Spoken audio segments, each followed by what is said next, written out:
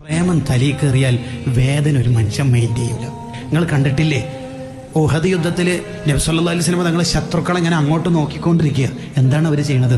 ശത്രുക്കളാണെങ്കിൽ പതിയിരുന്ന് തങ്ങൾക്കെതിരെ ഉന്നം വെച്ച് അമ്പയ്യാൻ ശ്രമിച്ചുകൊണ്ടിരിക്കുമ്പോഴാണ് മഹാനായ അബൂ ദുജാന റളിയല്ലാഹു അൻഹു നബി സല്ലല്ലാഹു അലൈഹി വസല്ലം തങ്ങൾ അങ്ങോട്ട് നോക്കുമ്പോൾ റസൂലുള്ളാഹിനെ മറിഞ്ഞിട്ട് ഇങ്ങനെ നിന്നത്, ഫേസ് ടു ഫേസ് ഇങ്ങനെ മുട്ടിയിട്ട് ഇങ്ങനെ നിന്ന്. എന്നിട്ട് നിന്നിട്ട് പറയണത് എന്താ അറിയാം? തങ്ങൾ ശത്രുക്കളെ നോക്കല്ലേ. എന്താ നോക്കിയാൽ തങ്ങൾക്കെതിരെ 50 അവർ വിടുന്നുണ്ട്. 50 തങ്ങൾക്ക് ദേഹത്ത് തറച്ചാൽ പിന്നെ നമ്മളെന്തിനാ ജീവിക്കണത്? അപ്പോൾ തങ്ങൾ ആ തലങ്ങോ വിലങ്ങോ ഇങ്ങനെ നോക്കുന്നുണ്ട്, ശത്രുക്കളെ എവിടത്തേക്കൊക്കെയാണ് വരുന്നത്. അങ്ങനെ നോക്കുമ്പോൾ അപ്പോൾ ദുജാനങ്ങൾ പറയണത്, നോക്കല്ലേ നബിയെ, നോക്കല്ലേ.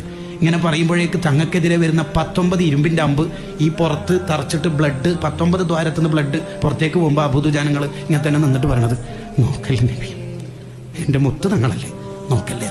ഈ പ്രേമം തലയിൽ കയറിയാൽ ഇനി 1000 അമ്പ് തറച്ചാലും വേദന ഉണ്ടാവില്ല. പ്രേമം കയറണം തലയിൽ, നാവിലല്ല, സ്റ്റാറ്റസിലല്ല.